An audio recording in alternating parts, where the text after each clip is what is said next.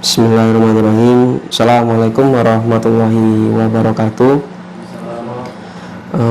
Alhamdulillahirabbil alamin. Allahumma sholli ala Muhammad wa ala ali Muhammad. Pada kajian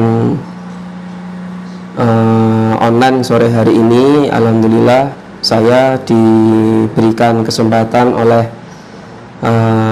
tim pendidikan dan dakwah dari Yayasan Sa'ad bin Abi Waqqas untuk menyampaikan sedikit pengetahuan yang kebetulan sesuai dengan bidang saya. Alhamdulillah saya sudah diberi kesempatan pada sore hari ini, dan saya akan menyampaikan beberapa hal sesuai dengan tema yang diberikan oleh pengurus yayasan, yaitu tentang puasa dan kesehatan.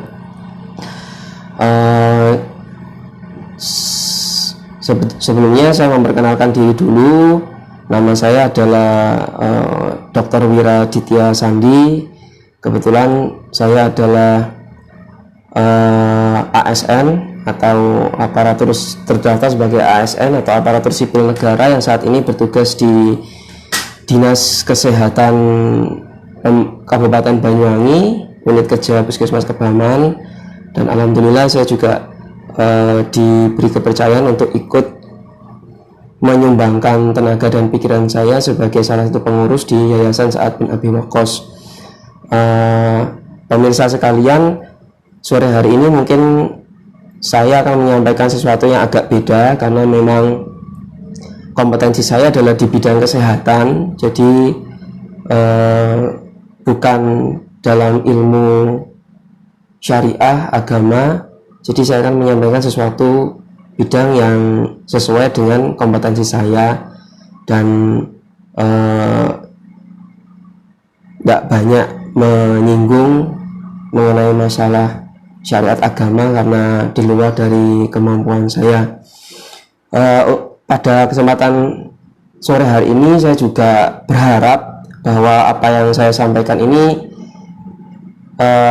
bukan sesuatu yang satu arah, namun saya berharap sebagai trigger atau sebagai pemicu, sehingga dalam kesempatan ke depan saya berharap agar mungkin pemirsa jamaah sekalian, baik anggota Yayasan Sa'ad bin Abi Waqqas maupun jamaah muslimin muslimat sekalian, memiliki ketertarikan, memiliki minat untuk juga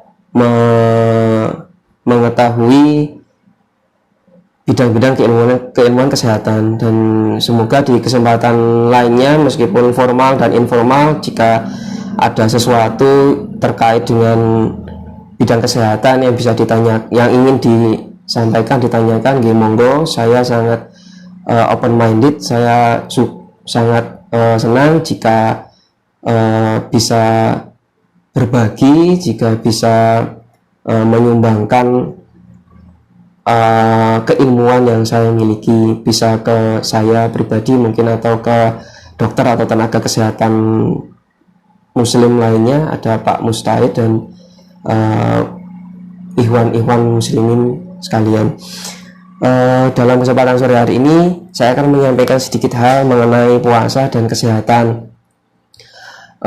Sebelumnya saya sampaikan juga bahwa saya ingatkan utamanya pada diri saya pribadi dan kemudian bagi jamaah sekalian, bahwasanya puasa itu merupakan hal yang sangat mulia, atau puasa di bulan Ramadan, dan memiliki beberapa keutamaan yang saya kutip dari kitab Sifat Saum Nabi sebagai berikut. Yang pertama, ada beberapa keutamaan bahwa puasa itu merupakan perisai yang melindungi seorang hamba dari api neraka, sebagaimana diriwayatkan dalam hadis riwayat Ahmad dan Baihaqi. Kemudian puasa juga merupakan ibadah yang bisa memberikan seorang muslim pahala yang tidak ada batasnya. Kemudian yang ketiga, puasa sebagaimana disebutkan dalam kitab tersebut merupakan sarana bagi seorang muslim untuk mendapatkan dua kebahagiaan, yaitu kebahagiaan ketika menjelang berbuka dan kebahagiaan ketika bertemu Rabb-nya, melihat wajah Allah. Yang keempat, bahwasanya puasa itu merupakan keutamaan sehingga bau mulutnya orang puasa itu di hadapan Allah merupakan bau yang lebih harum daripada minyak kasturi, sebagaimana diriwayatkan dalam hadis riwayat Bukhari dan Muslim.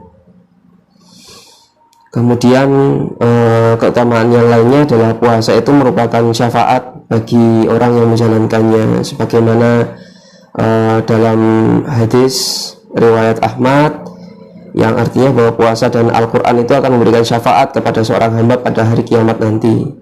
Puasa akan berkata, wahai Tuhanku, saya telah menahannya, yaitu hambamu ini dari makan dan nafsu syahwat. Oleh karenanya perkenankanlah saya untuk memberikan syafaat kepadanya. Dan Al-Quran pula berkata, saya telah melarangnya dari tidur pada malam hari. Karena itu perkenankanlah saya untuk memberikan syafaat kepada hambamu ini. Maka beliau bersabda bahwa syafaat dari Al-Quran dan puasa itu diperkenankan. Kemudian faedah selanjutnya bahwa puasa itu merupakan sarana bagi seorang muslim, bagi seorang mukmin untuk mendapatkan pengampunan dosa, sebagaimana diriwayatkan dari dalam hadis riwayat Bukhari dan Muslim, yang artinya barang siapa yang berpuasa di bulan Ramadan karena iman dan mengharap pahala dari Allah Subhanahu wa taala, maka dosanya di masa lalu akan diampuni. Kemudian keutamaan yang lain adalah bagi orang yang berpuasa akan disediakan pintu surga yang khusus, yaitu Babur Royan, sebagaimana diriwayatkan dalam hadis riwayat Bukhari Muslim, yang artinya bahwa sesungguhnya di surga itu ada sebuah pintu yang bernama Ar-Royan. Pada hari kiamat orang-orang yang berpuasa itu akan masuk surga melalui Babur Royan tersebut, dan tidak ada seorang pun yang masuk melalui pintu tersebut kecuali mereka. Dikatakan kepada mereka, di mana orang-orang yang berpuasa, maka orang-orang yang berpuasa pun berdiri dan tidak ada seorang pun yang masuk melalui pintu Babur Royan itu kecuali mereka. Jika orang-orang yang berpuasa itu sudah masuk, maka pintu tersebut ditutup dan tidak ada lagi seorang pun yang masuk melalui Babur Royan. Itu sekilas dari keutamaan puasa yang mungkin bisa saya nukil. Yang kemudian akan saya sampaikan, dan dalam penyampaian ini saya berharap yang saya yang saya lebih nyaman, saya harap tidak hanya satu arah, mungkin suatu saat bisa dua arah, mungkin jamaah ikhwan-ikhwan sekalian bisa berdiskusi dua arah dengan saya, maka itu yang lebih saya senangi, karena dengan diskusi dua arah saya juga bisa mendapatkan manfaat kebaikan dari ilmu-ilmu yang jamaah sekalian miliki, dan mungkin jamaah sekalian juga bisa mengambil faedah dari apa yang sudah diberikan Allah kepada diri saya pribadi. Dalam hal mengenai puasa dan kesehatan ini ada beberapa kaidah yang saya pahami dan yang saya yakini, bahwa yang pertama, yang paling penting adalah puasa itu adalah suatu ibadah yang mulia. Sebagai seorang muslim, sebagai seorang mukmin, saya meyakini bahwa puasa adalah suatu hal yang mulia. Yang kedua, bahwa puasa, baik puasa wajib Ramadan maupun puasa sunnah, merupakan ibadah yang mulia yang harus dilakukan meskipun tidak diketahui hikmahnya. Karena sebagai seorang yang berkecimpung di mungkin saya kalau boleh menceritakan diri sebagai seorang yang berkecimpung di bidang sains atau ilmu pengetahuan, yang saya dapati bahwa kebanyakan hikmah-hikmah dari syariat agama ini tuh baru diketahui pada akhir-akhir zaman ini, pada akhir-akhir dekade ini. Jadi sesuatu yang disyariatkan oleh Allah dan Rasulnya 1400 tahun yang lalu, kurang lebih 1400 tahun yang lalu itu ya baru disingkap oleh manusia akhir-akhir dekade ini manfaatnya. Sehingga saya pikir sangat telat bagi kita kalau menunggu hikmah dulu baru mengerjakan syariat, itu sangat telat. Karena syariat yang agung 1400 tahun yang lalu sudah diturunkan oleh Allah melalui lisan Rasulnya, kita tinggal ngerjakan aja. Tapi sebagian besar dari manusia itu banyak yang hatinya keras, kadang banyak yang nunggu ini tidak ada hikmahnya, tidak ada apa, tidak masuk ke akal mereka, tidak dikerjakan. Ternyata hikmahnya itu baru diketahui akhir-akhir ini. Kemudian ada fakta yang menarik terkait dengan puasa ini, dan secara umum bisa digeneralisir ke ibadah-ibadah syariat yang lainnya seperti sholat, mungkin haji juga, bahwa kebanyakan orang-orang yang mengungkap tentang fakta-fakta ilmiah tentang hikmah-hikmah di balik syariat yang Allah turunkan itu, kebanyakan yang saya ketahui malah bukan orang muslim, malah kebanyakan mereka adalah orang-orang yang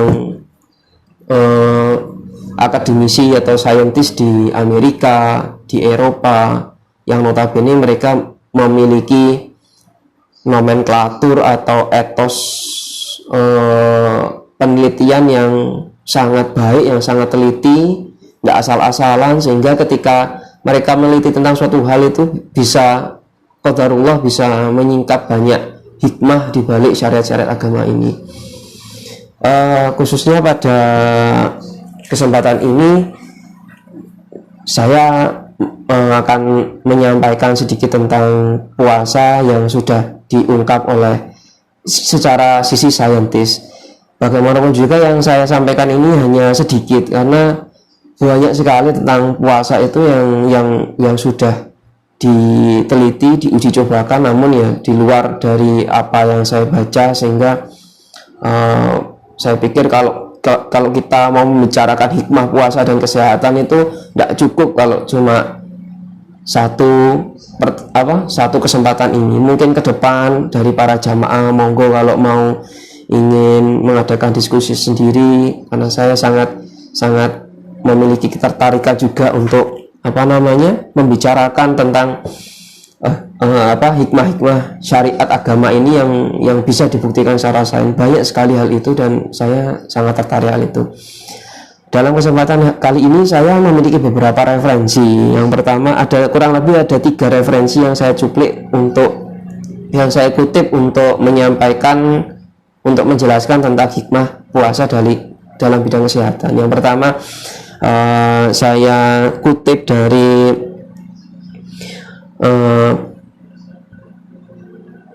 jurnal dari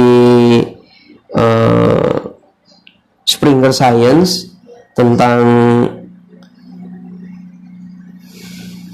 keuntungan kesehatan dari puasa. Yang pertama itu. Yang kedua, referensi kedua dari Komite Nobel Institut Karolinska dari Norwegia. Itu yang kedua. Yang ketiga dari Kolegium Perkemi atau Persatuan Ahli Endokrinologi Indonesia, di mana kolegium ini merupakan kolegium yang memiliki kompetensi di bidang metabolisme dan hormonal orang dewasa tentunya, yang diisi oleh spesialis penyakit dalam dan akademisi di atasnya seperti guru besar dan profesor di bidang endokrinologi dan ilmu penyakit dalam. 3 referensi itu yang telah saya baca sebelumnya dan akan saya sedikit sampaikan. Tapi sesungguhnya banyak sekali referensi yang bisa kita baca yang kalau kita ikut itu insya Allah bisa menambah keimanan kita, karena banyak sekali tanda-tanda tanda-tanda kebesaran Allah itu yang tersebar di bidang ilmu sains itu, yang bisa kita nikmati di situ. Kemudian yang perlu diketahui selanjutnya bahwa yang terkait dengan puasa yang diteliti oleh kebanyakan dari akademisi di Amerika, Eropa yang notabene mereka kebanyakan orang non-muslim, bahwa mereka mendefinisikan puasa itu bukan seperti puasa yang kita ketahui. Puasa yang kita ketahui seperti yang sudah disyariatkan oleh agama itu bisa kita definisikan sebagai ibadah yang disyariatkan oleh Allah dan Rasulnya, di mana seorang muslim itu menahan makan, minum, dan segala hal yang membatalkan puasa dari terbit fajar hingga terbenam matahari. Itu merupakan puasa yang kita kerjakan oleh umat muslim di seluruh dunia. Namun kalau yang dari sisi sains, dari sisi medis, dari sisi sains maksud saya, itu kebanyakan para peneliti atau akademisi itu hanya membatasi puasa atau fasting ya. Kalau bahasa Inggrisnya fasting itu sebagai pembatasan kalori atau kalori restriction, atau pembatasan konsumsi karbohidrat. Cuma hanya itu aja. Jadi sesungguhnya kalau bisa saya komentari, puasa yang dikerjakan oleh umat muslim itu jauh lebih kompleks dan jauh lebih lengkap. Karena puasa yang dikerjakan oleh umat muslim itu, satu, mempuasakan jasmaninya, yang kedua mempuasakan rohaninya. Saya pikir keuntungan yang didapatkan akan jauh lebih banyak, karena memang kaidah dari pengobatan modern saat ini adalah menjaga kesehatan manusia itu dari segala aspek, secara aspek komprehensif, komprehensif, menyeluruh, baik aspek biologis atau jasmani, psikis, kejiwaan, sosial, dan lain-lain. Jadi aspek-aspek tersebut harus dikaji secara menyeluruh. Tidak boleh memandang manusia cuma badannya aja, tapi kita tidak memandang psikisnya, agamanya, sosialnya, tidak boleh. Memandang manusia, kesehatan manusia harus dari aspek yang holistik, menyeluruh, baik secara biologi, psikologi maupun sosial. Maka dari itu, menurut saya pribadi, puasa yang dikerjakan oleh umat muslim itu lebih lengkap daripada batasan-batasan yang dikerjakan oleh akademisi yang di dunia barat, kedokteran barat, baik di Amerika maupun di Eropa. Namun penelitian-penelitian yang mereka kerjakan itu bisa kita manfaatkan, bisa kita pakai sebagai pendekatan untuk menjelaskan kenapa kok kita berpuasa, alhamdulillah kita semakin sehat. Maka penelitian dari akademisi di Amerika, Eropa itu bisa kita jadikan sandaran untuk menjelaskan kenapa kok kita puasa kok bisa sehat ya. Kurang lebih bisa kita pakai, meskipun batasan yang mereka pakai itu cuma sebatas kesehatan badan aja, cuma sebatas menahan nggak makan kalori atau karbohidrat, udah itu aja.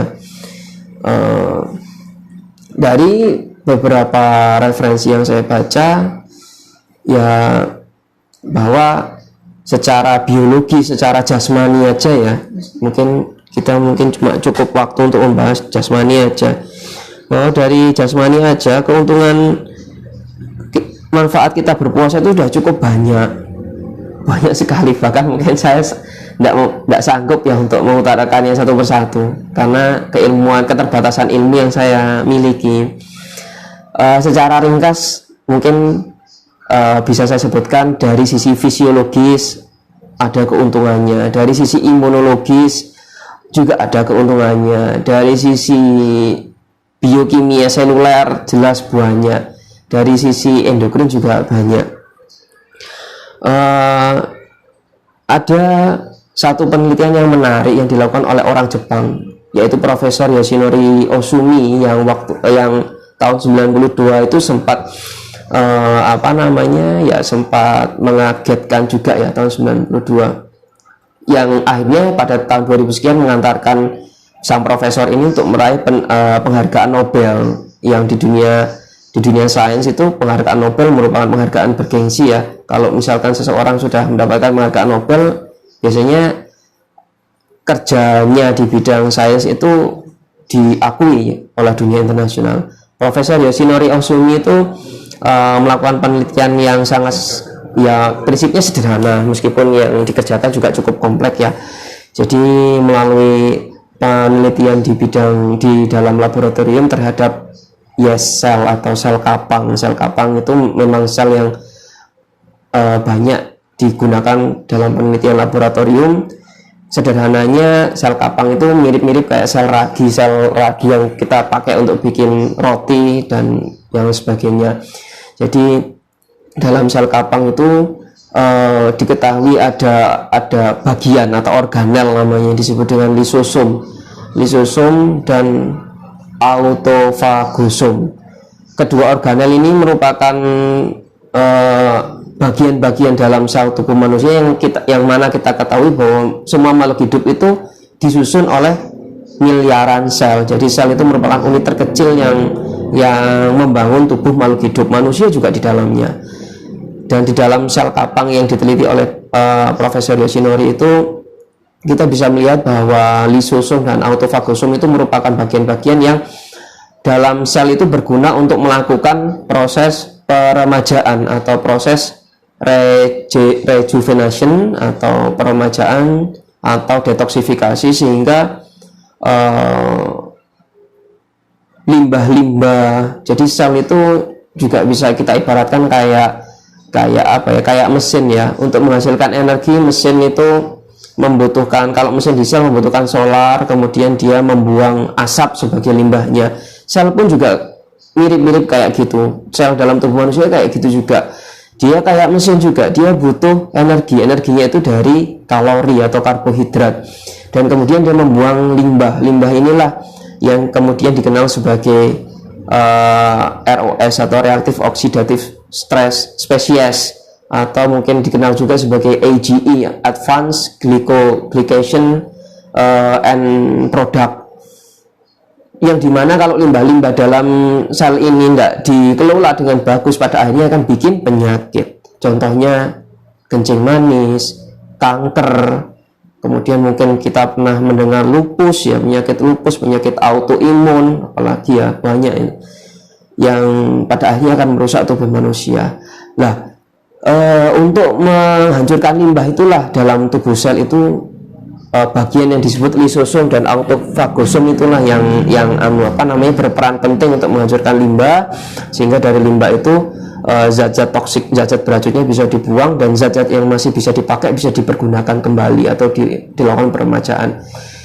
Sebetulnya yang dilakukan oleh Yoshinori Ohsumi ini juga bukan merupakan penelitian terkontrol yang tujuannya ingin membuktikan puasa, bukan. Jadi lebih mirip-mirip kayak kejadian tidak sengaja. Ketika Yoshinori Ohsumi ini ingin melihat lebih jauh tentang autofagosom dan lisosom, secara tidak sengaja dia membuat sel ini berpuasa atau starvation. Dia tidak dapat kalori, tidak dapat apa, dan yang mencengangkan secara tidak sengaja itu, jadi ini penelitiannya tidak sengaja sebetulnya. Secara tidak sengaja diketahui ketika sel ini dipuasakan, malah sel ini sel ini malah berperilaku lebih optimal, jadi lebih sehat lagi, lebih bagus lagi, dan limbah-limbah yang di dalam selnya itu lebih sehat lagi, intinya lebih bagus lagi ketika sel ini dipuasakan.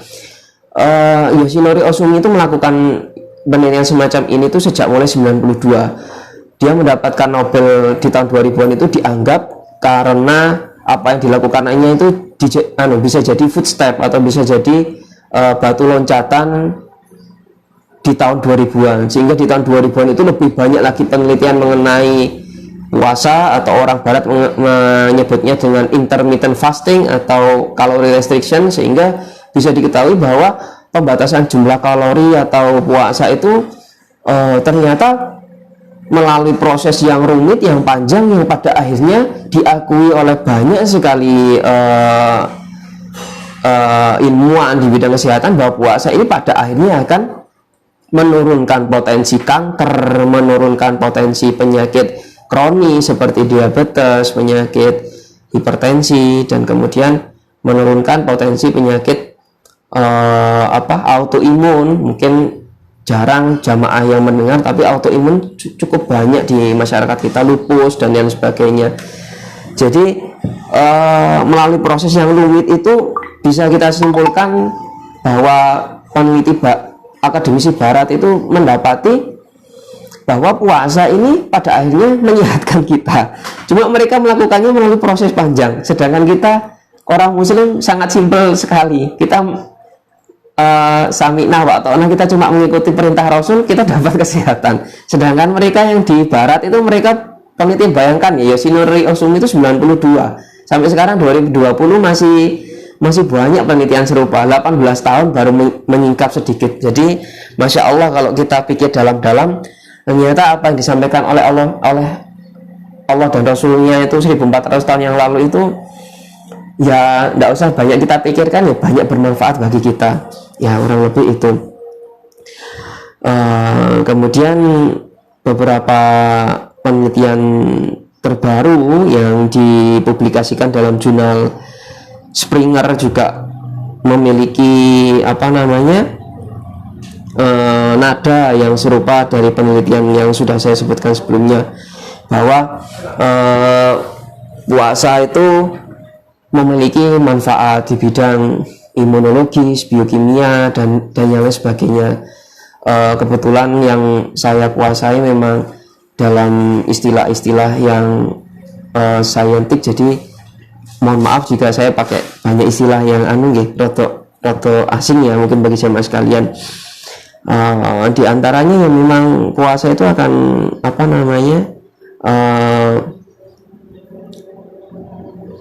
akan memberikan dampak di dalam tubuh kita manusia. Ada beberapa dampak yang ini secara molekuler ya. Jadi secara molekuler itu ya secara zat-zat kimia dalam struktur terkecil yang memang tidak bisa kita lihat, ya mungkin lebih kecil daripada virus corona ya. Virus corona itu hanya 142 nanometer, tapi kalau kita bahas mengenai biokimia mungkin lebih kecil lagi, bisa sampai 100 kali lebih kecil daripada virus corona. Di antaranya bahwa puasa itu jelas-jelas meningkatkan protein yang oleh para peneliti disebut dengan HSP atau heat stroke protein. Itu protein merupakan protein yang ada di dalam sel yang fungsinya akan kalau dia menempel pada protein-protein yang kita tadi udah bahas tentang sel sedikit ya. Jadi sel itu isinya protein, lipid, dan kimia-kimia organik, dan banyak proteinnya di dalamnya. Termasuk nanti kalau jenengan tahu tentang DNA, itu merupakan salah satu bentuk protein. Jadi protein ini kalau kena paparan kimia dari udara luar, contoh asap rokok, asap kendaraan, asap pabrik, contoh baunya cat itu mengandung toluen juga, itu sangat toksik ya. Itu akan merusak sel kita. Dalam tingkat sel dia akan merusak protein organel. Kalau sekali dua kali kena asap rokok, tubuh kita bisa memperbaiki. Tapi kalau terpapar terus menerus, akhirnya bermutasi. Kalau sudah efek perbaikan yang dilakukan tubuh itu tidak bisa menanggulangi kerusakan yang ada, ya pada akhirnya akan jadi sakit. Dalam hal ini kanker ya. Zat yang pertama tadi HSP atau heat stroke protein. HSP itu merupakan protein juga yang kalau dia menempel pada protein yang rusak, dia akan memperbaiki protein tersebut. Jadi puasa ini akan meningkatkan HSP.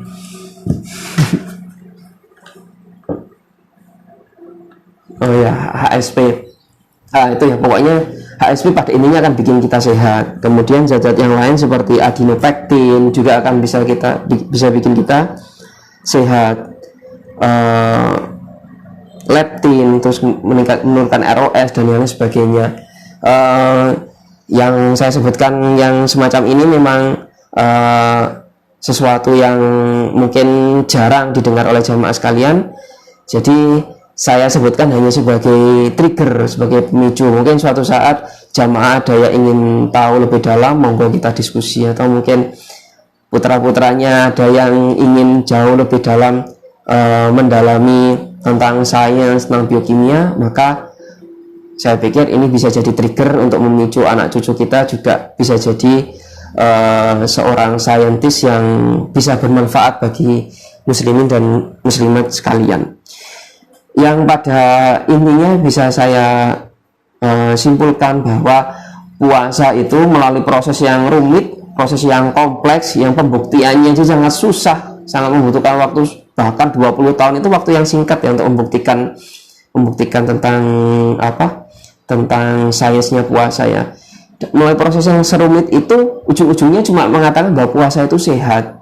Jadi beruntunglah kita yang sudah puasa sejak kecil itu, tidak perlu mumet ngurusi penelitian semacam itu, kita mendapatkan kesehatan yang alhamdulillah imun kita terjaga dengan kesehatan. Kemudian psikis kita lebih stabil. Coba jenengan amati orang-orang yang terbiasa puasa, mereka psikisnya lebih stabil, lebih susah, tidak gampang sakit dan lain sebagainya. Ya, kemudian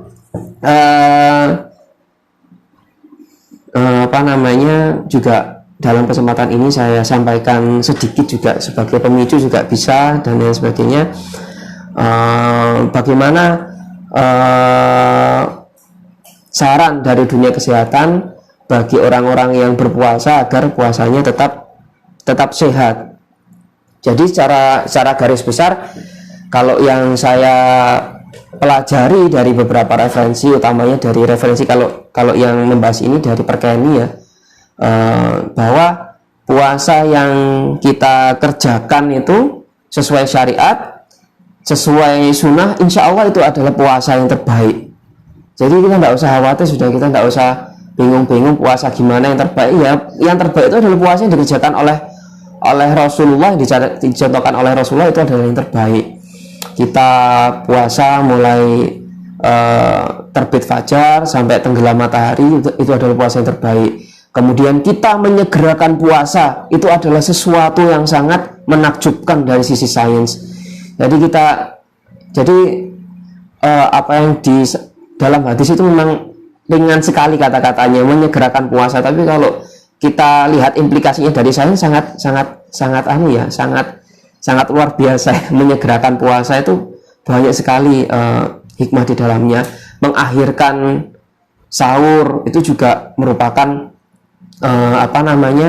hal yang sangat luar biasa. Jadi monggo kalau sampean tanya bagaimana tips-tips untuk sehat ketika Ramadan, ikuti Rasul, insya Allah itu adalah yang terbaik. Mengakhirkan sahur, mengawalkan puasa, kemudian mengkonsumsi kurma itu Masya Allah, kandungan mineralnya banyak sekali, molibdenum, magnesium, gulanya juga gula yang sangat bagus ya, fruktosa, gula simplek yang sangat mudah dicerna, sangat mudah memasuki otak. Jadi sangat bagus untuk orang puasa. Mungkin kalau bisa saya tambahi dari sisi kedokteran modern ya, ketika antara waktu buka dan puasa, kalau bisa jangan banyak memakan minuman yang manis. Jadi manisnya cukup dari kurma aja. Jangan banyak minum kayak kolak, sirup, setrup atau teh, atau jangan banyak, sudah cukupkan kurma itu aja. Atau kalaupun takjil yang manis-manis sedikit aja, mungkin setengah gelas cukup. Nanti selanjutnya disambung kurma, pisang, itu jauh lebih bagus daripada kita mengkonsumsi air sirup yang manis, itu jauh enggak bagus. Yang pertama itu. Yang kedua, hindari makanan santan atau terlalu berlemak, terlalu digoreng, jenuh, itu hindari. Lebih baik ganti dengan makanan yang enggak bersantan, kayak misalkan sop-sopan, sayur mayur, bening-bening, ikan laut yang di sop, yang enggak digoreng, itu jauh lebih bagus. Kenapa? Karena kandungan lemaknya yang baik itu jauh lebih banyak. Lemak baik itu HDL, itu termasuk lemak yang bagus. Dengan lemak yang harus kita hindari, LDL, VLDL, itu banyak terkandung di santan, di gorengan, apalagi yang gorengan yang deep frying ya, kandungan oksidan bebasnya juga cukup banyak itu. Sehingga saran saya, satu, jangan makan terlalu banyak makan yang bersantan atau berminyak. Yang kedua, yang gula-gula, minuman manis-manis itu sedikit aja, cukupkan kurma aja. Kurma cukup bagus sudah itu. Yang ketiga, minum air putih yang cukup gitu. Jadi kalau kita air gulanya itu dibatasi, tidak banyak, mencukupkan pada kurma, insya Allah nanti minum air putihnya bisa banyak. Air putih itu berapa? Kalau untuk orang dewasa, maka dalam 24 jam dibutuhkan kurang lebih 2 liter, atau takarannya kalau pakai gelas aqua itu 8, kurang lebih 8 sampai 10 gelas aqua. Tuh, 2 liter. Jadi ketika kita puasa di siang hari, cairan kita cukup, kita enggak gampang dehidrasi, enggak gampang ngantuk, menjalani aktivitas pagi hari juga insya Allah kuat, menjalani aktivitas qiyamul lail juga insya Allah kuat kalau kita air putihnya cukup, kurang lebih 2 liter cairannya. Yang pertama, gula-gulanya cukupkan pada kurma. Yang kedua, santan jangan, goreng-gorengan dikurangi. Yang ketiga, air putih. Yang mungkin itu tips yang insya Allah bisa dipergunakan. Dan kemudian kalau jenengan para jamaah sekalian itu punya masalah kesehatan sebelum puasa, baik itu penyakit lambung maupun penyakit kencing manis, utamanya kencing manis ya, maka tidak bisa kita bahas dalam kesempatan ini. Jadi silahkan menemui dokter-dokter yang yang sudah Anda percaya. Ada dokter mustahid, ada dokter di puskesmas Singotrunan, Kertosari juga insya Allah bisa, karena pendekatannya untuk tiap orang berbeda-beda sendiri-sendiri. Contoh, Bapak Fulan punya penyakit lambung dan Bapak A punya penyakit lambung, Bapak B punya penyakit lambung. Yang A bisa jadi diperbolehkan puasa, yang B bisa jadi tidak diperbolehkan untuk berpuasa. Jadi pendekatannya personal, sendiri-sendiri. Jadi kalau jamaah sekalian, para ikhwan ini ada yang punya riwayat penyakit sebelum puasa, maka itu pendekatannya sendiri-sendiri. Tidak bisa digebyah uyah semuanya, tidak boleh, semuanya boleh, tidak. Termasuk yang punya sakit kencing manis, maka sendiri-sendiri. Ada beberapa penderita diabetes yang boleh berpuasa, ada yang tidak boleh, dan itu membutuhkan pembahasan yang tersendiri. Ya, mungkin kesempatan hari ini karena sudah memasuki waktu berbuka, saya cukupkan sampai sekian. Mudah-mudahan bisa bermanfaat bagi diri saya sendiri dan bagi jamaah sekalian, dan semoga bisa menyambung pada kesempatan-kesempatan yang lain, karena semakin ilmu saya dimanfaatkan oleh jamaah sekalian, insya Allah itu yang semakin saya harapkan. Akhir kalam, semua hal kebenaran yang saya sampaikan itu asalnya adalah dari Allah Subhanahu wa taala, dan segala kesalahan yang muncul dari perkataan saya itu sejatinya dari diri saya dan dari setan, dan saya berlindung kepada Allah dari setan yang terkutuk. Akhirul kalam, alhamdulillahirabbil alamin, wassalamualaikum warahmatullahi wabarakatuh.